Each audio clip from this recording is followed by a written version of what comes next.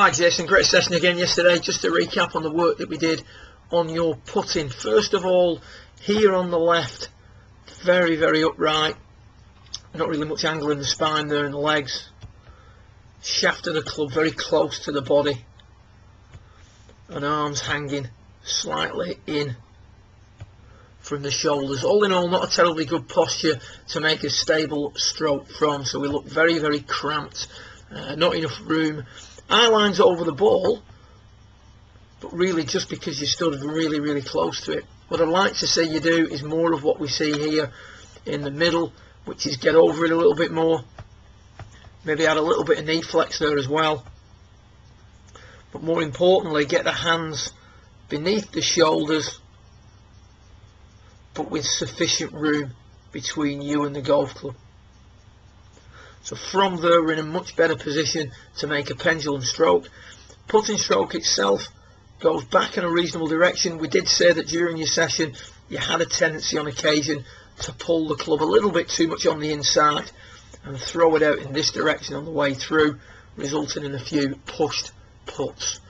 So obviously the situation being as it was, we got the rails down and just spent some time hitting putts between the two canes just to give you a better appreciation of the correct path of the stroke.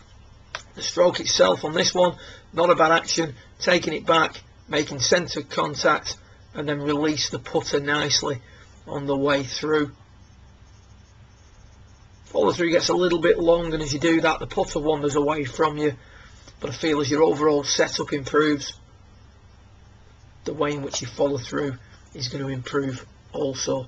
If we look at it from face on, the issue I have here is that you're very left-sided, a little bit too methodical in your approach, and as a result we end up with a shaft that leans away from the target, meaning that we've got too much loft on this putter, both at setup and impact.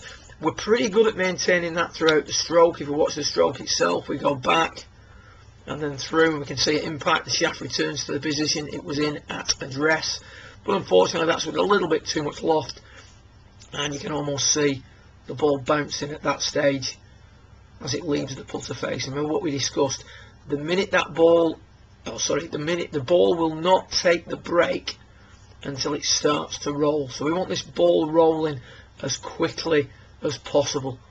So what we're looking for really, Jason, is a little bit better flow between your left arm and the shaft, and the idea we gave you was to just try and move the handle forward just a fraction, so that it's a little bit more what we see with the blue lines, shaft leaning towards the target, hands in line with the middle of the left thigh, and just a slightly better flow of lines down the left side of the shaft. If we take a little look at it, it's very hard to keep your left wrist firm when it's broken down before we even take the putter back.